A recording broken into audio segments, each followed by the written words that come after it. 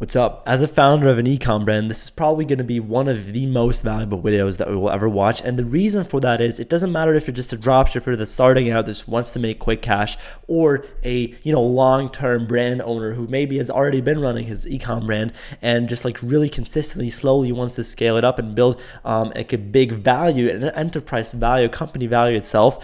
I believe in both cases this video is super valuable because it doesn't matter where you are at in your e-com journey. It's gonna you're gonna reach a point where you reach that product market fit, where you actually hit that first winning store. And so the reason why most dropshippers really fail is because they don't optimize these things that I'm going to talk about here. So it's super interesting and it's good to know before you actually find your first winner, or when you already have it right now, that instead of just watching this video too late and after that and having to start from scratch. And so what I'm going to specifically talk about, I'm going to break down how to maximize the lifetime profit of every single customer that comes on your store, right? Every single person that ever buys something in your store, and every single customer, how to maximize the profit that you make. This is going to be a super long, super unedited, nothing crazy, no dopamine video. I'm just going to break down my experiences. I'm just going to break down the experiences of the people that I work with. And so let's just get into it. So we have basically 3 ways to maximize the lifetime profit that you make from each customer, right? And first of all, the advantage of doing that is obviously you can just throw money back into Facebook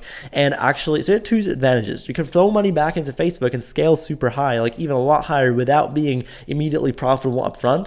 And the second thing is, obviously, and this is even more valuable, you actually build a lot higher of a customer, like a enterprise value, like your business. You start seeing your business at some point as a product itself. And if you want to exit your store, if you want to sell your brand, this is one of the most important, variables in that equation that makes or breaks your store's enterprise value, right? So you have 3 ways to maximize this. First of all, new product launches. Second of all, more of the same. And 3, product development. And so I'm going to break down all these 3. Let's start actually with launching new products. And when it comes to specifically launching new products, you can do this in 2 directions. You can do this in the vertical direction and you can do this horizontal. Okay.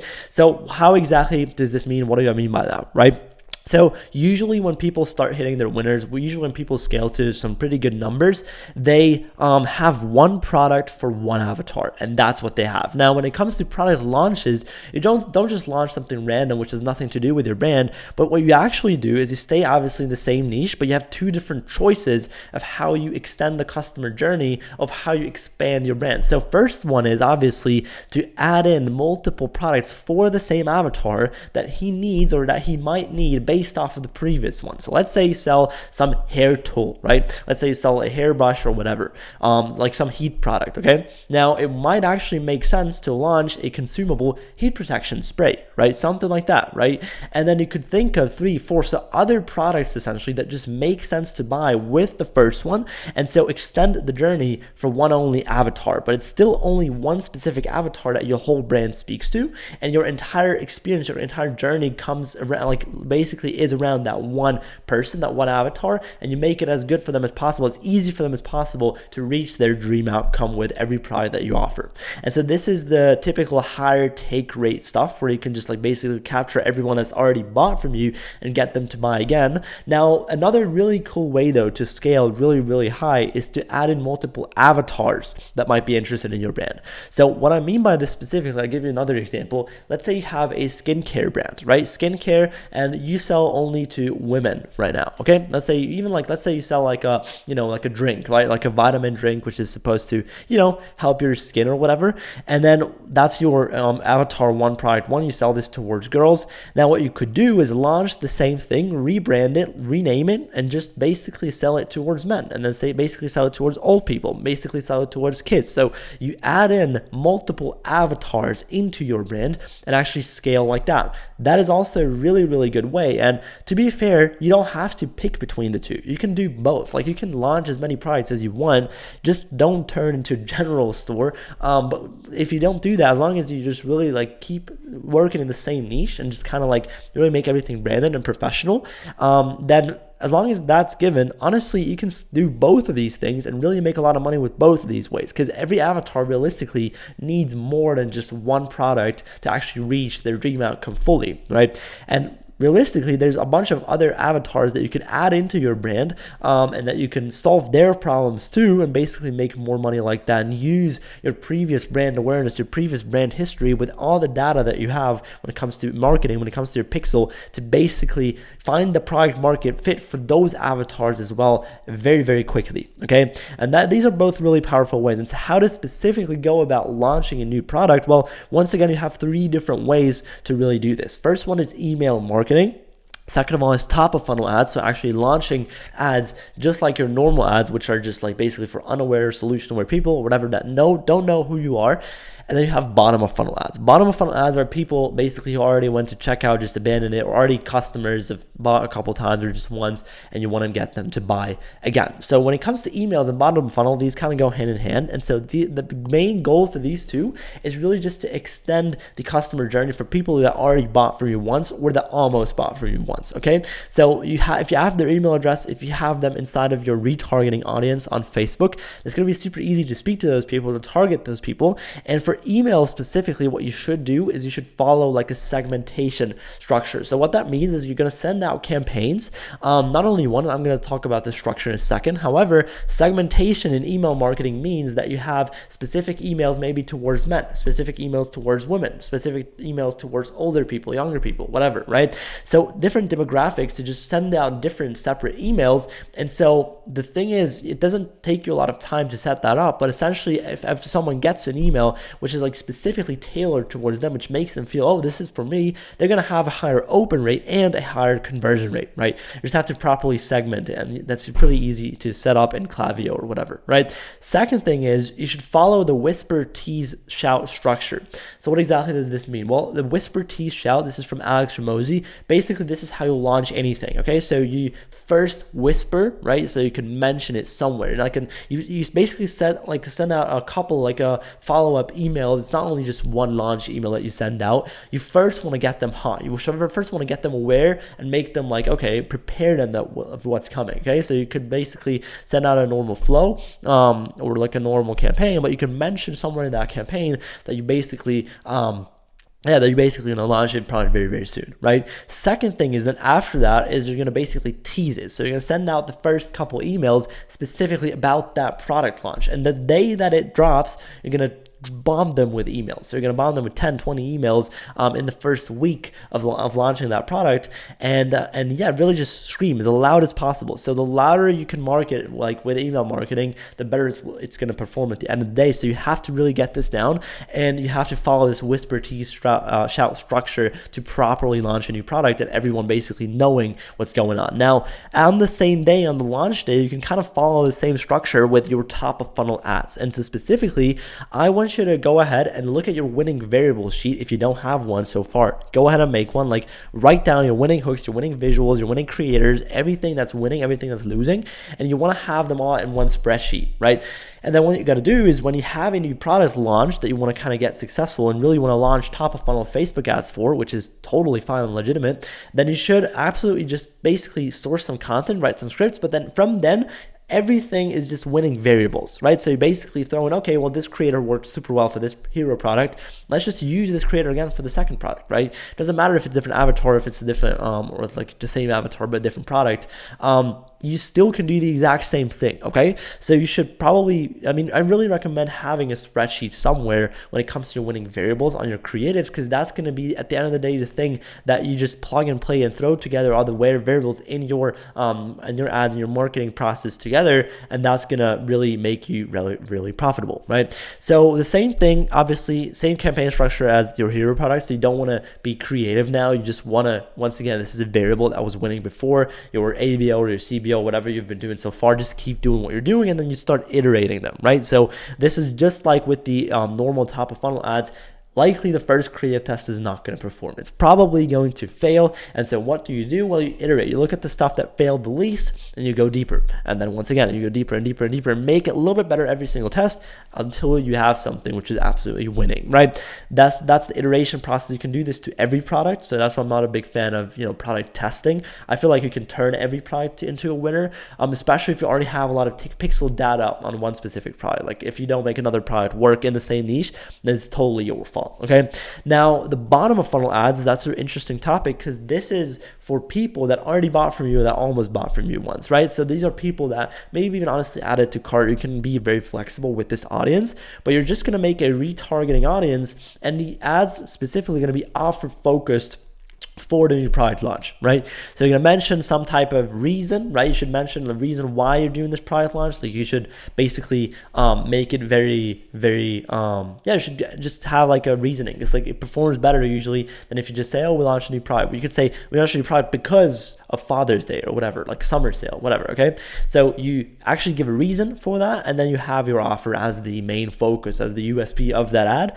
And that usually performs really well for people that already bought from you once. Now, if you don't have a lot of people in your bottom funnel, then it might actually make sense to go back a step and focus more on your hero product and scale it up first to get a bunch of people in here, right? Because if you have a bunch of people in here, it's going to be super easy to retarget them, right? And they're just going to, bottom of funnel performs better if the top of funnel performs better, and performs worse if the top of funnel performs worse. So keep these things in mind. Now, the second thing is more of the same. So what exactly does this mean? Well, if you take a look at this graph here that I just threw together quickly, right? This is what the first sale of someone, this is like a new customer, right? So essentially what you do is they buy, this is revenue, right? And then minus the cost per acquisition and the cost of goods, that's what leaves you with a little bit of profit.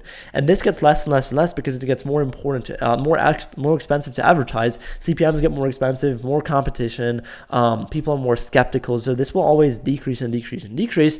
And if you leave it like that, your profits will just eat themselves up, okay? And you will not be profitable at some point of your brand, and then you will basically wrap up the whole thing. And that's when people follow the shiny object and just move on to a different product, just reset their whole understanding of a niche, of an audience. It's just really sad, okay? I wouldn't recommend you do this.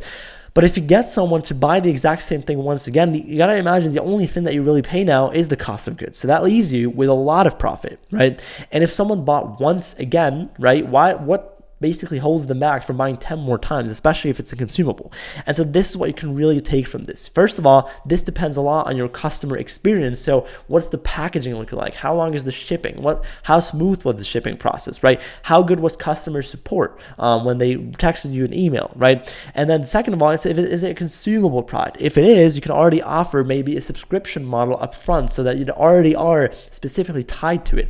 If not, then it might make actually sense to launch a consumable to your main hero product and to get people to subscribe to that, right? So you can be very, very creative with this. And so just so you know, just so you have seen this, we could basically make these lines and these second graphs again and again and again and again and again, and then it just leaves you with more profit every single time, okay? So that is the most powerful part here, because it's just like if you only have everyone to buy one, then you're gonna have to rely on these 10% on my ads, 20% improvements on my funnel. No, if you just can get someone to buy again, it just literally doubles your profit. And if you get someone to buy 5 times, it 5x's your profit. So I think that is a bigger leverage task or a bigger leverage thing to do than to just try to get the CPA down by 10%, because that's going to be a very hard job, especially with the increasing expenses on everything, on marketing. Marketing is getting more and more expensive with paid advertising.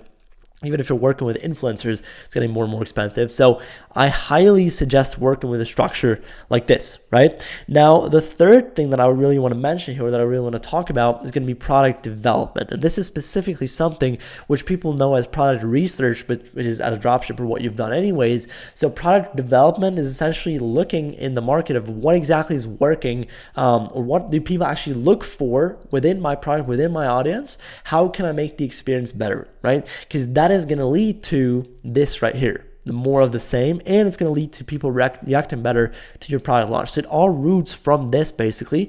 And if you don't, I believe this should be the founder's task. So you could outsource marketing very early on, you can outsource customer support very early on, but what you shouldn't outsource is product development, because you as the founder should have the best understanding of your brand. You should know the best who is inside, who's your perfect dream customer, and you should be the one that actually leads the ship, So essentially, when it comes to product development, you can do multiple things here. You can send out surveys, which is kind of the boring way to do it. You can actually call up your customers, right? If you call them up, by the way, you can even upsell them on the phone. So that's a quick tip as well. And you can already do this and this at the same time, right?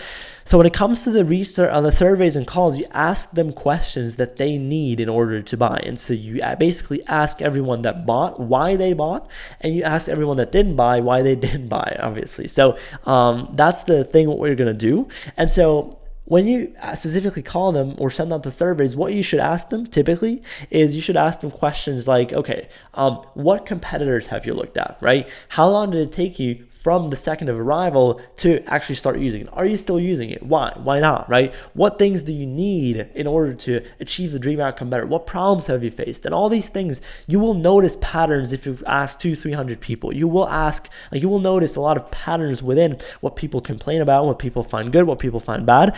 And so that kind of all develops your unique mechanism. Every brand should have a unique mechanism or some type of, thing that sets them apart from everyone else, right? So as you know, in a level 3-4 market sophistication, you're going to need a unique mechanism. And in level 4, you're going to need a bigger, stronger, unique mechanism than everyone else. So you develop your unique mechanism by actually figuring it out by doing it. It's like learning by doing. You don't just do this for one time at the beginning of your brand and then just call it unique mechanism. That's not how it works.